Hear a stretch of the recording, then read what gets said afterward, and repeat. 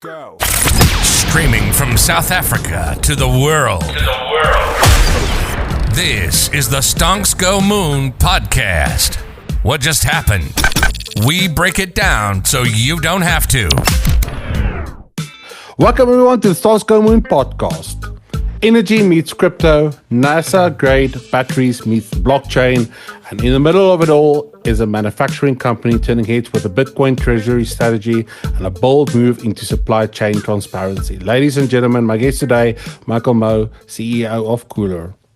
Welcome to the pod. Yeah, thank you, Rocco.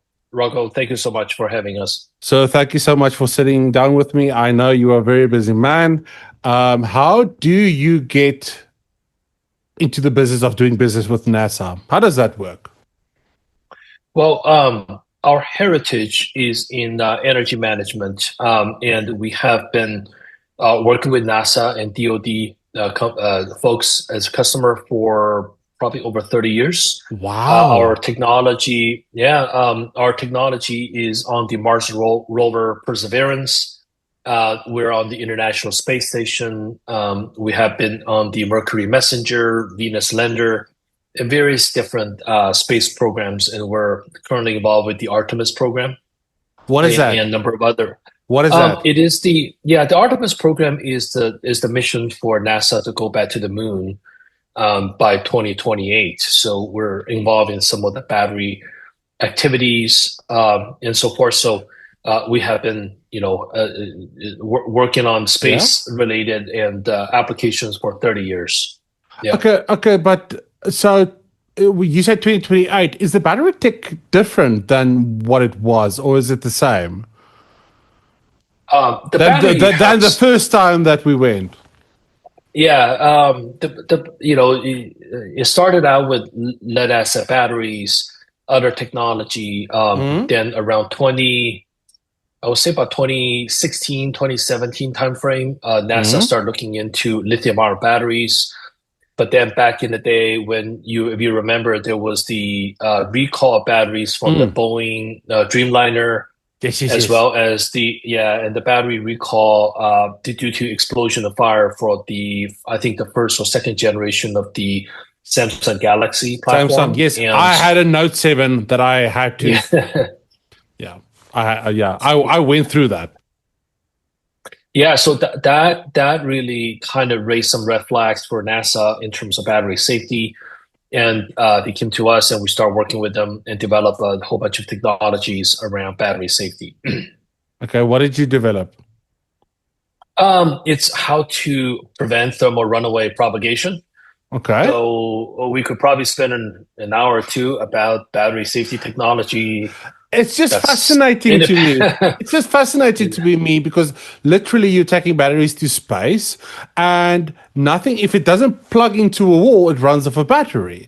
And it's like we don't even think about it in your day-to-day life, but everything that you uses some, if it's lithium ion or it's still like like your Duracell batteries, everything is powered by a battery. It's amazing. Yeah. It is. It all starts with a B, right? Batteries and Bitcoin. It's everywhere. So, yeah. But the key is take some of these space-proven technologies, apply to mass market applications such as electric mobility, energy storage, robotics, and AI. That's really where we think the future and the action is. Yeah, so manufacturing is a very hot topic again. Like talking about reshoring, electrification, AI. How sort of you touch on it a bit, but how does that fit into your guys' vision for the future? Yeah, so in terms of, if your question is how do we kind of tie the energy management part with AI and Bitcoin and so forth? Yeah, we believe that we are the cross section of some of the biggest digital transformation in human history. The digital transformation of intelligence is AI, and the digital transformation of capital and energy is Bitcoin.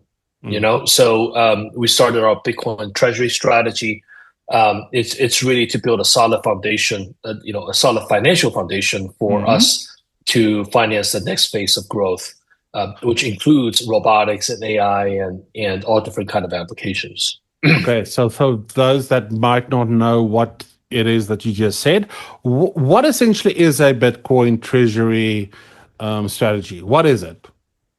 Yeah, a Bitcoin treasury strategy is what we have defined is that we are investing in up to 90% of our surplus cash, the cash that we don't see we need to use for the next 18 months, in buying Bitcoin with that treasury reserve. So that's the Bitcoin treasury strategy. And we are focused as being a Bitcoin first company. So the financial foundation of our treasury is going to be Bitcoin, is Bitcoin. And we believe that's the best store of value. We think it's, it has appreciated over 30% each year. Since you start, how much has it reflected in your books? Like, where did you begin, or when did you begin, and how are things looking at the moment? So we started by doing a survey with our stakeholders on X.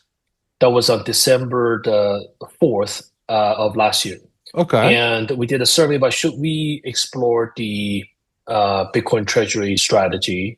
And the votes came in around 1,500 votes.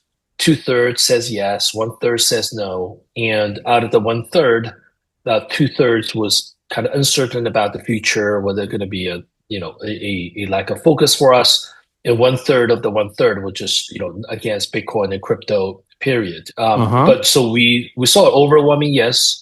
So we started, and there was actually the day after Christmas, December 26th, 2024. We announced our first Bitcoin buy at $21 million, and since then, now we have 920 Bitcoins in our treasury strategy, or treasury reserve. Now we have a BTC yield year to date of 260%.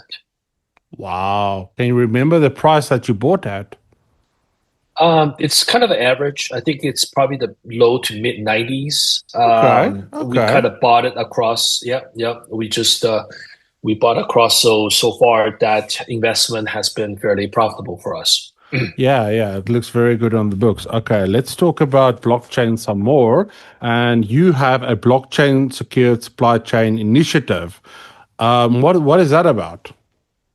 Yeah, we're providing a blockchain secured initiative that's that's non-fungible. It provides a full transparency and traceability for our NASA DoD customers. Yeah. And as NASA and these private space customers ramp up their crew space mission, which is sending astronauts, people into space, they need to have batteries that meet the NASA safety standards. So we believe this will become increasingly important. So each battery that we provide, that we manufacture, and the battery we screen for NASA will have its metadata minted in an NFT on the blockchain. So when the battery is purchased by a customer, the NFT will be transferred to the buyer's on-chain wallet, or moved to a burn wallet maintained by KULR to indicate the ownership has been transferred. For large quantity customers, we will establish wallets to easily transfer the NFT associated with their orders. So that's the blockchain related, activity that we have. Was there a sort of request for it? Is it something that came from KULR's side? I'm just trying to understand where the need arose for that strategy and sort of the implementation thereof. Yeah, it all comes from our entry into the Bitcoin, and then as we explore it deeper, we as a Bitcoin first company want to explore every aspect of it, including the inventory tracking, right? So decentralizing the inventory tracking system on the blockchain offers enhanced transparency, security, real life visibility across the entire supply chain. So by recording all the inventories there, as a tamper-proof, time-stamped entry in a distributed ledger, so we can eliminate a lot of risks of data manipulation, and ensures all our stakeholders have access to a single source of truth. Okay. And in addition, the traceability feature of that enables us to verify the product's authenticity, monitor the asset movement, and streamline our audit efforts. What's been your sort of what's the word I'm looking for? Experience in the crypto space? What like in this journey that you and KULR have gone on? What's been your experience? What's surprised you the most? I just think that, I've been to a few of the Bitcoin for Corporation conferences, crypto conferences. We were at the before Bitcoin for Corporation by Strategy, which is Michael Saylor's strategy. Yes. We're at BTC 2025 in Vegas just In Vegas, yeah. few weeks ago. Yeah. Yeah. It just see the growth of the industry, how different stakeholders have embraced it, and also the different stakeholders, the different BTC, the treasury companies have worked together to evangelize the mission, and our leader, Michael Saylor, and how intellectually intense he is when he talks about Bitcoin at all times. And it still surprised me every time you listen to him talk. There's new ideas, new topics, new directions he's pointing us to.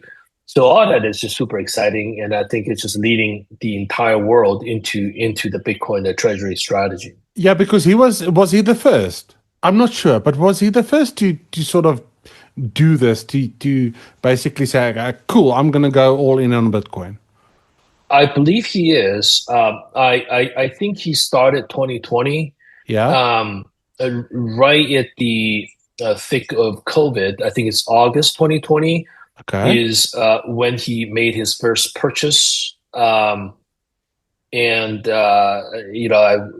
I was having a conversation with him about that, and also he shared that the most difficult BTC purchase that he made was like the second time that he bought it. It was, the price actually went down below the first time he bought it, but that was difficult, but they kept on at it, and now 5 years later, or 5+ years later, almost 5 years later, it's $100 billion company, $60 billion worth of Bitcoin, and just keep on accumulating. It's just it's an amazing journey.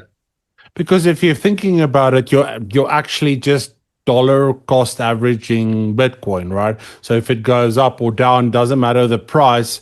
If my strategy, like what is your strategy going forwards? Is it every 6 months? Is it every 3 months? Is it, hey, when we have cash surplus available, it goes into, or what? Sort of talk me through, how does that work? Yeah, we have been following kind of the MicroStrategy or strategy playbook. Okay. So we have been accumulating on the Bitcoin on a regular basis. Okay. We have just announced a $300 million ATM facility, so that we can strategically access that and stack more Bitcoin along the way. That seems to be the playbook strategy, and a number of other players are utilizing in the market. So far, it's been quite successful. Talk to me, before I let you leave, a bit about AI and the role that it's playing in KULR, because it's AI. It's not new, but it's kind of new. The technology it's been around for a while. It's obviously much better. Does this play a role in battery manufacturing or efficiency and stuff like that? Yeah, the short answer for how to apply AI to batteries is yes. You can get a lot of data around that and to improve the health and safety of the battery. But I think that the more exciting part of AI robotics for us is that we are big believers of AI robotics is going to, fundamentally change manufacturing.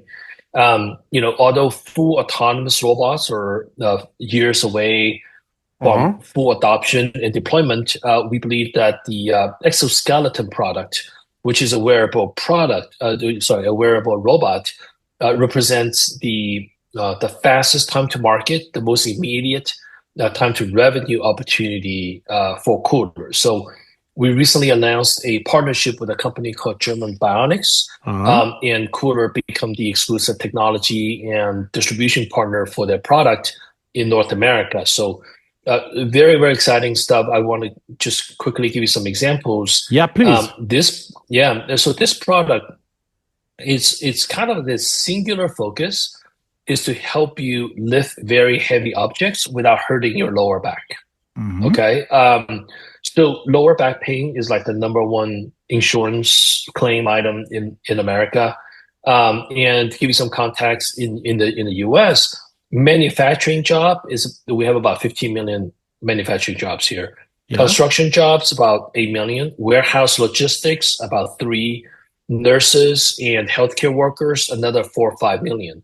So, all these are manual labor, sometimes very strenuous. And so we really believe that this product can make a huge impact in manufacturing, construction, healthcare, and some of these labor-intensive jobs, and really showcase how robotics and AI can make an impact in persons' lives. Yeah. I'll give you another. Sure. Yeah, just a quick data point. We have a customer that's in the paper cutting business in California. Yeah. They had a couple of these suits in operation, and just on a 2-hour shift, these suits are have shown to have demonstrated to take away 10,000 pounds from somebody's body by lifting paperweight.